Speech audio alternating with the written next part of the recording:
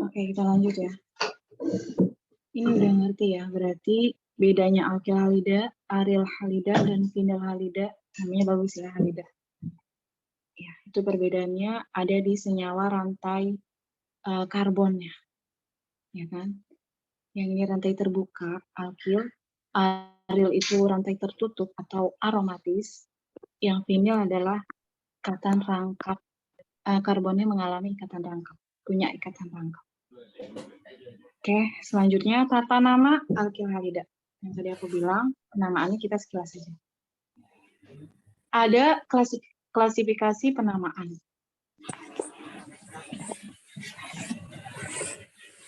Penamaan ada dua jenis, yaitu berdasarkan IUPAC atau yang standar internasionalnya, itu sistem IUPAC punya. Kemudian yang kedua, nama trivia atau nama dagang atau nama yang beredar di pasaran. Tapi itu kita nggak pakai di sini. Misalnya ini kayak sekunder butil klorida atau sikloheksil bromida. Itu nama yang tidak standar. Artinya tidak semua orang kimia atau tidak semua ahli kimia itu paham nama itu. Yang paham nama itu hanya yang sering melihat sediaan yang ada di pasaran, ya kan? Kalau IUPAC itu namanya udah terstandar, udah berdasarkan standar internasional.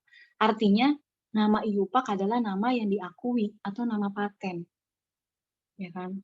Nama paten yang semua ahli kimia itu paham senyawanya bentuknya seperti ini, bentuk rantainya seperti ini. Itu nama IUPAC, ya kan? Dan itu nggak semudah orang merubah-rubah, ada legalitasnya. Artinya yang kita pakai untuk belajar kimia adalah nama IUPAC-nya, yaitu 2-klorobutana. Oke. Bagaimana tata cara penamaannya? Tata cara penamaannya yaitu kita tentukan dulu rantai utamanya. Rantai utama adalah rantai terpanjang si atom karbon. Ini rantai terpanjangnya adalah yang lurus ke kanan. Ini rantai utamanya, dia itu ada 4 karbon.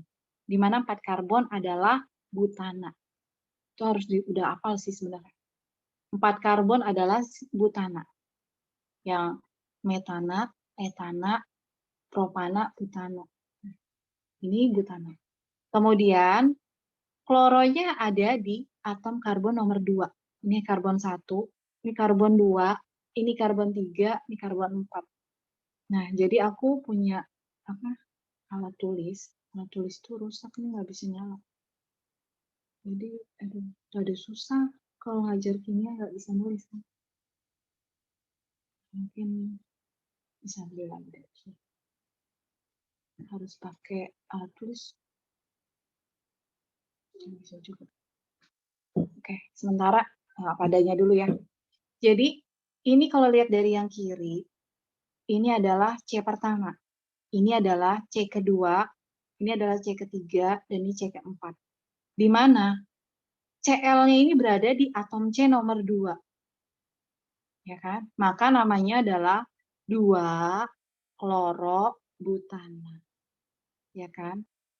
Prefiksnya adalah kloro. Sufiksnya adalah butana. Jadi 2-klorobutana. Ini adalah tata nama penamaan sesuai dengan IUPAC. Kalau trivialnya, kita nggak bisa menemukan rumusannya. Jadi ini sekedar penamaan yang ada di pasaran. Jadi kalau kita mau nama trivialnya apa, ya kita hafalin. Ya kan? Itu suka-suka orang namainnya. Terus kemudian kalau untuk yang aromatisnya atau aryl halidanya, dia itu sikloheksana. Di mana membentuk dia itu terbentuk dari 6 atom C. Ini kita bentuk segi 6 ini bukan segi 6 ini bukan sekedar segi 6 ya. Tapi di sudut-sudutannya itu mengandung atom C. Bebas ya, C-nya mau dari mana aja. 1 C. Ini 2 C. Pokoknya setiap sudut-sudutnya ini adalah atom C. Kita hitung sudutnya ada berapa? 1, 2, 3, 4, 5, 6. 6 itu adalah heksana. Karena dia bentuknya siklik, jadi namanya sikloheksana. Bromonya tidak perlu di penomoran. Kenapa? Karena dia bisa pindah-pindah aja, bisa di kanan, bisa di bawah, bisa di kiri, bisa di atas. Jadi tidak perlu penomoran untuk yang sikloheksana. Beda dengan yang rantai terbuka. Dia C-nya itu nomor berapa? Ya kan kita kalau nggak ada nomornya bingung. CL-nya ini mau kita tempatin di nomor berapa? Sedangkan kalau sikloheksana mau ditempatin di mana aja itu benar. Di atas, samping, kanan, kiri, atau di bawah benar. Namanya tetap bromo sikloheksana. Siklonya dari aroma sikliknya, bentuk rantai utamanya siklik, heksananya dari atom C-nya ada 6. Nama alkananya adalah heksana. Oke. Kemudian apa lagi ya? Dalam reaksi kimia, struktur bagian alkil dari alkil halida adalah penting. Oleh karena itu, kita harus membedakan antara metil, primer, sekunder, dan tersier. Jadi, berdasarkan jenis-jenis alkilnya, kita lihat dia itu termasuk jenis yang mana? Primer, sekunder, atau tersier. Oke, itu lihat dari kalau yang primer biasanya ditulisnya 1 derajat. Ini standar memang penulisannya dari sananya begitu. Primer itu penulisannya 1 derajat halida. Yang sekunder itu 2 derajat atau 2 pangkat 0. Yang tersier 3 pangkat 0. Itu memang udah penulisannya. Kalau orang kimia itu melihat 1 derajat artinya dia itu adalah alkil primer. Itu posisinya primer. Ya, kalau 2 derajat artinya dia sekunder. 3 derajat dia artinya tersier. Itu orang-orang kimia udah paham. Terus kemudian dilihat dari apanya? Dari si halogennya. Kalau halogennya itu dia di atom C primer, berarti dia ini ya. Lihat dari C-nya itu mengikat berapa C-nya. Nih, kalau C yang ini dia mengikat 1 atom hidrogen kan, berarti disebut atom primer. Kalau yang kedua ini, C-nya ini mengikat 2 karbon yang lainnya, 2 karbon yang lainnya. Berarti dia sekunder. Kalau yang tersier, C yang menempel di Br-nya, dia mengikat 3 atom karbon lainnya. Disebut tersier. Jadi dilihat dari berapa karbon yang di samping Br-nya ini mengikat atom karbon berapa. Kalau 1, primer. Kalau dia mengikat 2 karbon lain, sekunder. Kalau dia mengikat 3 karbon lain, tersier. Kemudian bisa juga dilihat dari atom hidrogennya. Tapi itu nanti aja. Ini sementara lihat dari C itu mengikat berapa. Ya, kita itu secara gampangnya kalau dari senyawa ini gitu. Dia mengikat berapa atom karbon lainnya. Oke. Kemudian latihan. Latihan klasifikasi. Nah, dia jenis yang mana? Primer kah, sekunder kah, atau tersier kah? Itu dilihat dia mengikat berapa atom karbon yang lain. Nanti aja ya. Kemudian, ini kita. Jadi nanti kuisnya itu kita menentukan dia itu jenis reaksinya itu substitusi atau eliminasi. Artinya, nanti kita akan diberikan suatu senyawa dan kita menentukan dia itu eliminasi apa substitusi. Atau bisa jadi dia senyawa ini dikasih ini, hasilnya apa? Hasilnya akan seperti apa? Jadi ada 2 kemungkinan. Bu Ika akan ngasih suatu reaksi, kita menentukan dia itu substitusi atau eliminasi.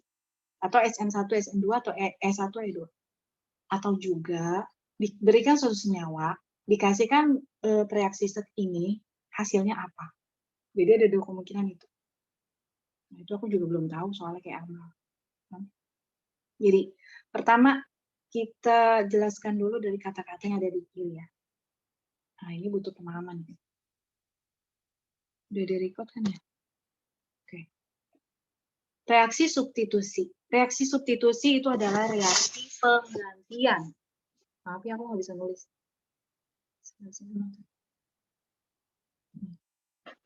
Substitusi itu adalah reaksi penggantian. Penggantian, kalau kita lihat dari kata-kata yang ada di sini, sedikit panjang ya. Kalau kita nggak paham, percuma juga kata-kata di sini. Substitusi adalah reaksi penggantian dari satu gugus dengan gugus yang lain. Artinya dia udah punya gugus sendiri, tapi digantikan oleh gugus yang lain. Itu substitusi. Secara mekanismenya, penggantian dari satu gugus diganti oleh gugus yang lain. Artinya ditukar, diganti. Kemudian, atom karbon kepala dari alkil, atom karbon kepala dari alkil halida memiliki muatan parsial positif. Yang mana sih atom karbon kepala? Bentar ya. Atom karbon kepala itu adalah ini. Aku nggak bisa coret-coret. Jadi ini ada senyawa namanya bromoetana. Bromoetana ini terdiri dari karbon, hidrogen, dan bromo atau brom. Artinya dia senyawa bromoetana. Kemudian dia itu direaksikan atau ditambah dengan si anion. Anion. Di sini OH-nya itu disebut anion. Anion itu apa sih anion? Anion itu ada keterangannya di sini.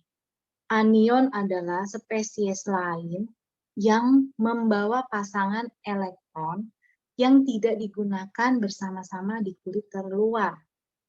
Nama lainnya gampangnya apa sih? Anion ini adalah senyawa yang punya PeB, pasangan elektron bebas.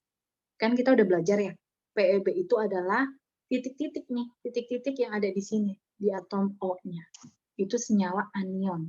Senyawa yang punya PeB atau pasangan elektron bebas. Dan si anion ini bermuatan negatif. Kalau yang kita baca di sini, kepala dari alkil halida itu muatan parsial positif. Artinya, si CH2 ini yang ada di sini muatannya adalah positif. Sedangkan Br di sini muatannya negatif. Di mana suatu senyawa itu harus mengalami kesetimbangan. Artinya, harus ada yang positif, harus ada yang negatif. Itu baru menjadi senyawa yang yang baik, sesuai dengan prosedurnya. Ada yang positif dan negatif. Di sini si CH2-nya itu positif, Br-nya ini negatif. Artinya sudah ideal. Senyawa ini sudah setimbang. Tapi kemudian ditambahkan OH- si anion. Di sini sebagai anion atau ion negatif. Ion hidroksida. Dia itu bermuatan negatif. Ya kan? Karena dia itu ditambahkan ion negatif, maka si C yang positif ini, dia itu menyerang, OH-nya ini menyerang si C positif, sehingga si Br-nya itu terlempar keluar. Artinya terlepas. Br-nya ini pergi, disebut dengan gugus pergi, atau leaving group. Ya kan? Jadi, si OH- ini, dia menempati posisi si Br, mengganti posisi Br. Bukan semata-mata Br itu lepas gitu aja, enggak. Jadi dia itu dilepas paksa oleh OH. Artinya si OH ini pertama, dia itu menyerang si CH yang positif, Br-nya terlepas, OH-nya masuk menjadi senyawa etanol. Bromoetana ditambah ion hidroksida jadinya hasilnya etanol atau alkohol. Hasil sampingannya Br-. Br bermuatan negatif. Fungsinya apa sih kita tahu reaksi ini? Fungsinya kita harus hafal rumusnya. Kalau ada suatu senyawa alkil halida, ya kan? Ini senyawa alkil halida ditambah suatu anion atau ion hidroksida, hasilnya pasti alkohol. Dengan kata lain, pembentukan alkohol dari sini. Ya kan? Ini harus dihafal. Berarti rumusnya, suatu alkil halida ditambah OH- hasilnya pasti etanol atau alkohol. Hasil sampingannya adalah si halogennya lepas. Bagaimana yang kedua? Sama aja. Bedanya, si ion metoksida sini, bukan hidroksida lagi ya, ini ion metoksida. Dia itu adalah senyawa anion yang lainnya. Dia mempengaruhi satu kloropropana. Sama, secara mekanisme sama. Di mana ion metoksidanya bermuatan negatif, CH2-nya atau kepala alkilnya bermuatan positif, dia seharusnya sudah setimbang. Cl-nya negatif, CH2-nya positif, itu ada suatu senyawa yang setimbang, senyawa reaksi yang bagus, suatu senyawa reaksi yang bagus. Kemudian ditambahkan ion metoksida. Metoksida ini mempengaruhi si kepala alkil, kemudian Cl-nya lepas. Artinya digantikan posisi Cl-nya oleh si ion metoksida. Ya kan? Langsung aja, Cl-nya hilang, digantikan ion metoksidanya. Hasilnya senyawanya metil N-propil ester. Dia jadi senyawa ester. Artinya ada dua bentuk. Satu pembentukan alkohol atau etanol, yang satu pembentukan eter. Ya, ini rumus. Kemudian yang tadi lepas atau si Br dan Cl-nya disebut dengan gugus pergi. Gugus pergi itu adalah leaving group, artinya yang lepas. Sesuatu halogen yang lepas disebut gugus pergi. Urutannya bagaimana kalau gugus pergi itu? Berdasarkan sifat elektronegativitasnya. Aku catat.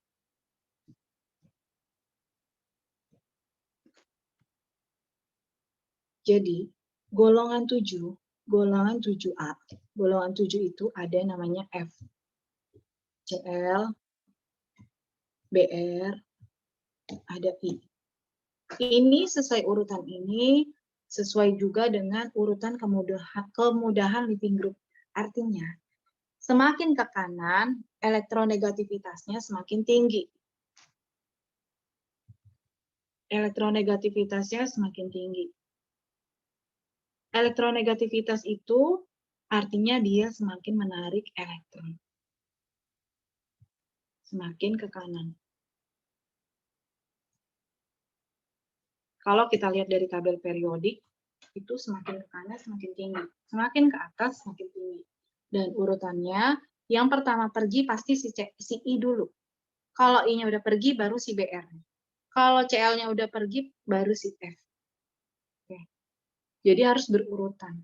Kalau misalnya ada suatu senyawa, senyawanya udah seperti apa ya?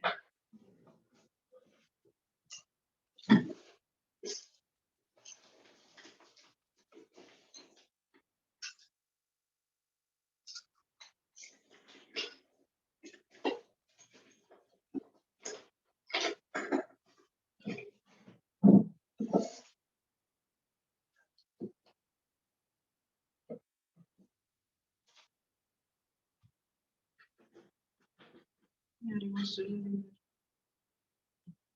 Kalau nggak bisa nulis kayak aneh gitu. Udah ya harusnya.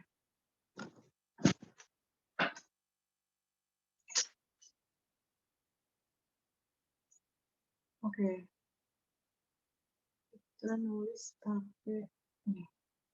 Misalnya ada senyawa, aduh, nggak bisa. Ini mas contohnya. Jadi misalnya ada suatu senyawa, dia itu punya dua ion halogen, atom halogen. Ada I-nya, ada Br-nya. Ya, ditambahkan OH-nya. Yang mana yang pergi duluan? Yang mana yang pergi duluan, yang harusnya digantikan yang mana? Yang harus digantikan adalah iodiumnya atau iodidanya. Maka si Br-nya tetap.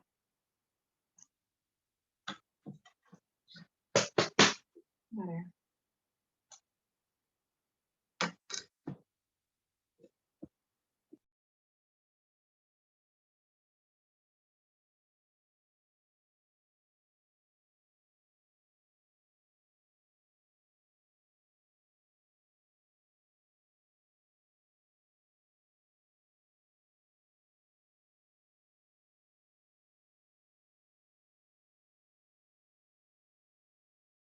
Sorry ya, nggak bisa nyala. Jadi, aku nggak bisa ngasih contoh senyawanya. Susah kalau nulis pakai mouse.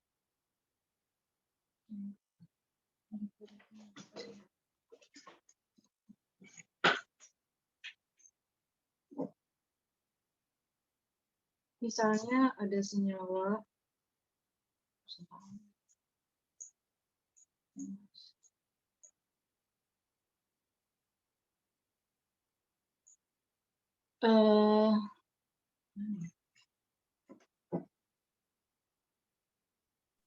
Kalau diketik nggak bisa ya? nggak bisa sih, ini kan reaksi. Nah, ini kan ada I-nya di sini kan. Ini anggap aja CH ya, CH2. Ya, aku punya alat nulis itu biasanya. Cuman ini Beli. sering dimainin bocah, Pi, udah punya, Pi. Nah, kan ini kan ada dua halogen kan. Ada iodium sama brom. Kemudian ditambahin si ohamin kan. Ohamin. Nah, si ohamin ini akan pindah kemana kah? Ya kan? Ke I-nya atau ke BR-nya? Jawabannya adalah ke I-nya sini. Jadi, yang menggantikan posisi si OH-nya di sini. Nanti hasilnya di sini jadi OH. Ya, ini OH. Jelek banget. Nah, jadi nanti CH3, CHOH, CH2BR. Itu hasil reaksinya. Kenapa dia nggak menempati si BR? Karena posisi si iodium ini, dia living group-nya adalah yang paling tinggi. Artinya yang harus pergi dulu adalah si iodium. Yang kita usir duluan adalah si iodium. Ya kan? Dari sesuai dengan urutan ini. Iodium lebih tinggi daripada si BR. Gimana kalau misalnya ini bukan iodium, ini Cl. Yang mana yang harus pergi? Yang harus pergi adalah si BR. Kalau misalnya ini Cl ya, yang ini bukan iodium tapi Cl. Artinya harus pergi si BR. Nah, karena BR itu posisinya dia lebih tinggi elektronegativitasnya. Artinya dia harus pergi lebih dulu daripada Cl. Oke, paham ya? Paham. Kemudian, selanjutnya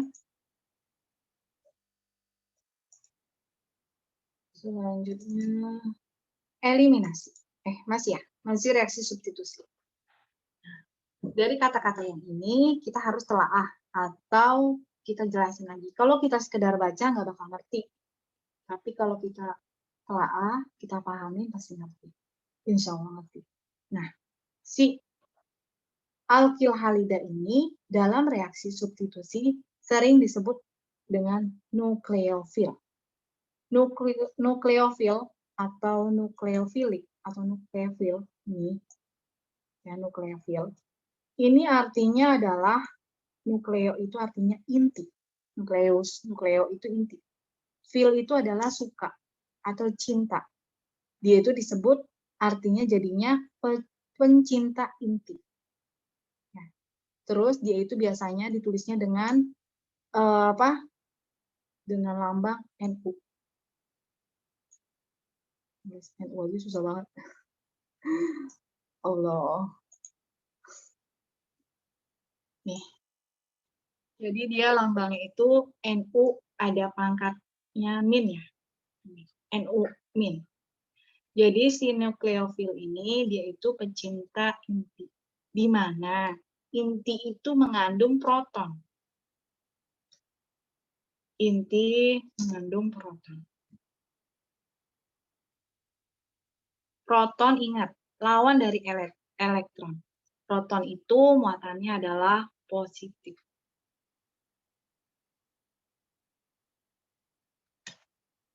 Proton itu lawan dari elektron. Jadi proton itu muatannya adalah positif. Maka si NU ini, pecinta inti ini, dia sangat menyukai senyawa atau atom yang muatannya positif. Jadi dia itu menyerangnya muatan positif karena dia muatannya negatif. Dia menyerangnya muatan positif. Yang termasuk ke dalam NU ini atau si nukleofilnya apa aja sih? Ya kan? Yaitu Amin. Amin. Ini anggap aja pangkatnya min ya. Terus apalagi? CH3. Oh, CH3O. Min. Kenapa CH3O min ini disebut nukleofil juga? Kenapa disebut pencinta inti juga? Karena ada unsur hidrogen. Unsur hidrogen ini mengandung banyak PEB atau titik-titik. Jadi dia ada titik-titik yang tidak ditulis. Artinya kita udah paham sebenarnya ada titik yang si unsur O-nya ini dia itu punya PEB. Kemudian ada juga yang menyebutnya adalah nama lainnya ya. Ada juga senyawa polar netral. Itu ada H2O. Kenapa H2O disebut nukleofil juga? Itu lagi, kembali lagi. Dia punya PEB di atom O-nya. Atau ada elektron bebasnya. Ada titik-titiknya di atom O-nya. Ada juga CH3OH.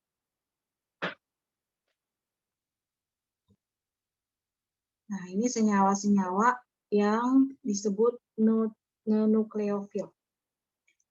Kenapa kita belajar ini? Nanti kita akan belajar senyawa nukleofilik dengan anion. Diapalin ya, ini senyawa nukleofil. Dia itu menyukai atau menarik si atom positif proton atau yang berada di inti.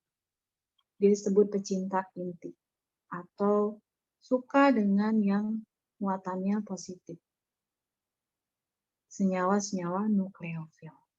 Kemudian lawan dari nukleofil yaitu adalah elektrofil. Lawannya ya. Lawan dari NU min adalah si lawannya apa ya? Lawannya adalah si E positif. Atau disebut elektrofil. Ada di kata-kata ini kok. Elektrofil. Elektrofil itu apa sih? Elektrofil adalah spesies yang tertarik kepada pusat negatif. Pecinta. Atau dia itu yang tertarik lah. Tertarik dengan muatan negatif. Itu lawan dari elektrofil. Oke, paham ya dari sini ya. Nukleofil lawannya elektrofil. Dan elektrofil itu artinya dia tertarik dengan muatan negatif. Kalau nukleofil dia tertarik dengan muatan positif. Apa saja yang termasuk si elektrofil? Dia itu biasanya H+. Atau juga senyawa ZnCl2. Kenapa ZnCl2 dia itu masuk elektrofil? Karena si Zn ini mengandung muatan positif. Jadi tulisannya Zn plus di atasnya pangkatnya Cl2.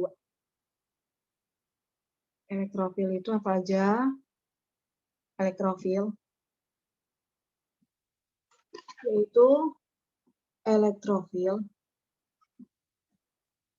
ada H+, ada ZnCl2. Zn plus. Ini plusnya maksudnya pangkatnya ya. ZnCl2. Jangan plus gini deh. Nah, langsung aja ZnCl2. Nah, dua atom ini dia disebut elektrofil. Dan dia termasuk asam Lewis. Elektrofil, asam Lewis. Kalau nukleofil, basa Lewis. Asam Lewis artinya apa? Dia itu adalah artinya dia itu penerima PEB. Dia itu karena tidak punya PEB, maka dia itu penerima PEB atau penerima elektron. Dicatat kalau bisa. Beda dengan nukleofil. Nukleofil dia basa Lewis.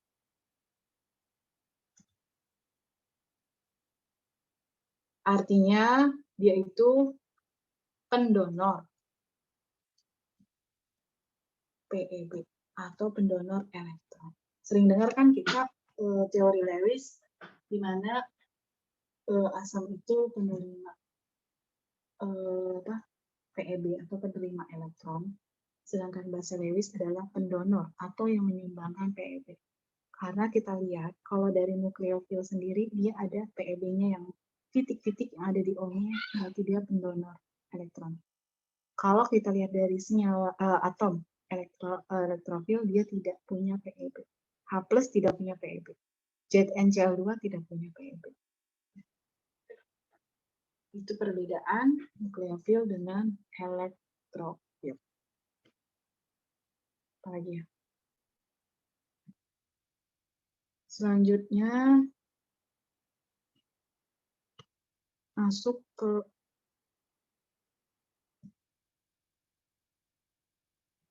reaksi eliminasi. Lawan dari reaksi substitusi yaitu reaksi kalau substitusi artinya penggantian satu gugus dengan gugus lain. Kalau eliminasi adalah penghilangan. Penghilangan satu gugus. Artinya suatu alkil halida direaksikan, ini kata-kata dari sini ya. Suatu alkil halida direaksikan dengan basa kuat, maka dia akan kehilangan atom atau ion dari strukturnya. Dia akan kehilangan atau penghilangan. Apa yang dihilangkan? Yaitu di bawahnya unsur H-nya atau hidrogennya hilang dan juga unsur X-nya. X itu adalah halogennya. Jadi unsur H adalah hidrogen, unsur X-nya adalah halogennya. Maka reaksi ini disebut dehidrohalogenasi. Apa itu dehidrohalogenasi? D itu kehilangan, hidro itu hidrogen, halogen itu halogen. Jadi kehilangan si atom hidrogen dan juga si atom halogen. ClBrIF itu ya, FClBrI itu halogen. Jadi reaksinya ini dia kehilangan si halogen dan dia juga kehilangan hidrogen. Jadi beda banget kan? Kalau substitusi, ion H-nya itu tidak hilang. Tapi kalau eliminasi, H-nya juga hilang, halogennya juga hilang. Kalau substitusi, tadi atom H-nya itu tidak hilang. Yang hilang itu adalah halogennya aja.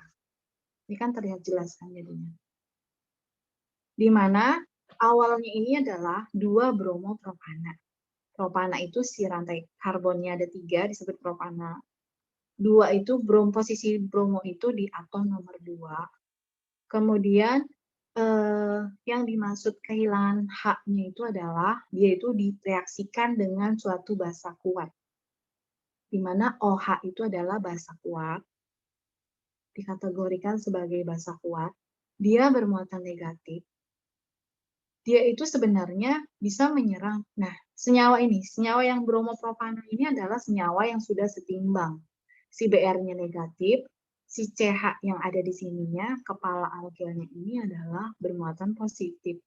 Artinya positif dengan negatif dalam suatu senyawa dia sudah setimbang. Senyawanya sudah bagus atau sudah sesuai dengan ideal, sudah ideal.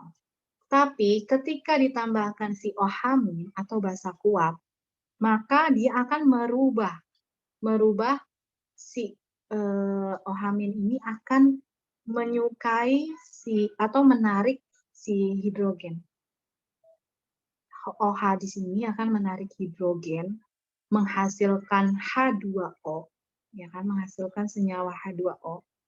Dan garis yang ada di hidrogen sini dia akan membentuk ikatan rangkap.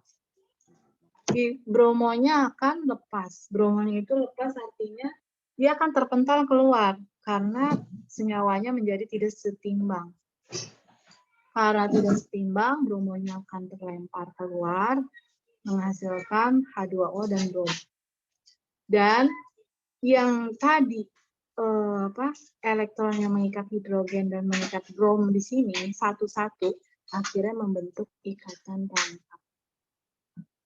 Dengan kata lain, reaksi eliminasi adalah reaksi pembentukan ikatan rangkap. Itu yang membedakan dengan substitusi. Kalau substitusi tidak membentuk ikatan rangkap. Ikatan rangkapnya bisa alkena atau rangkap 2, bisa alkona atau rangkap 3. Di sini contohnya yang pembentukan rangkap 2 atau alkena. Dari bromopropana menjadi propena. Propana, propena. Artinya menjadi senyawa alkena. Kalau misalnya dihafal. Kemudian yang kedua sama. Awalnya si Cl dan si C di sini setimbang, positif yang ada di sini positif, si Cl yang ada di sini adalah negatif, maka dia itu setimbang semua. Kemudian ditambahkan setelah sudah kuat si H-, sehingga si Cl-nya terlempar keluar, Cl ini terlempar keluar secara paksa terlempar, dan H yang ada di sini di metilnya tertarik oleh si H-, membentuk senyawa air atau H2. Enggak. Membentuk H2O. Artinya dia menghasilkan senyawa sampingan yaitu senyawa air dan juga Cl-. Dan si gugus yang mengikat si Cl, dia akan membentuk senyawa alkena atau rangkap 2. Sini sama.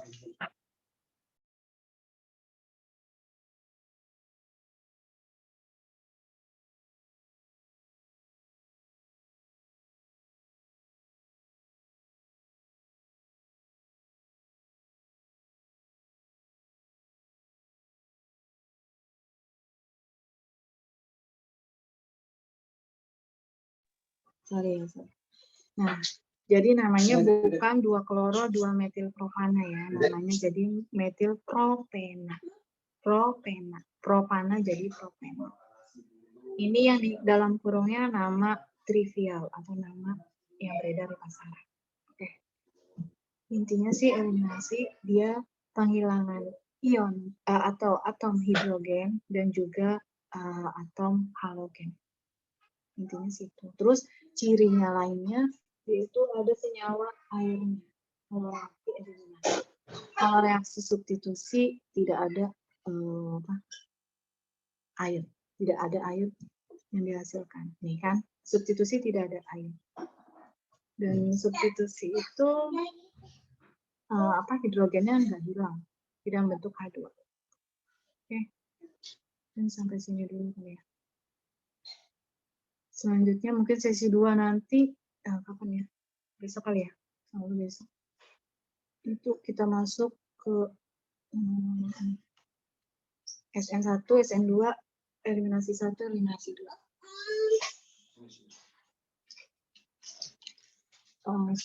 Buat lagi deh. Ya, ada waktu deh. Terus kalau ujungnya mati, mohon maaf ya. Jadi yang tadi kita bahas, substitusi itu artinya penggantian atom dengan gugus lain. Eliminasi adalah penghilangan suatu atom dan tidak diganti oleh atom atau gugus lain. Jadi penghilangan atau pembentukan ikatan rangkap kalau eliminasi. Kalau substitusi penggantian. Terus ada juga oksidasi yang kita tahu suatu senyawa yang ditambahkan oksigen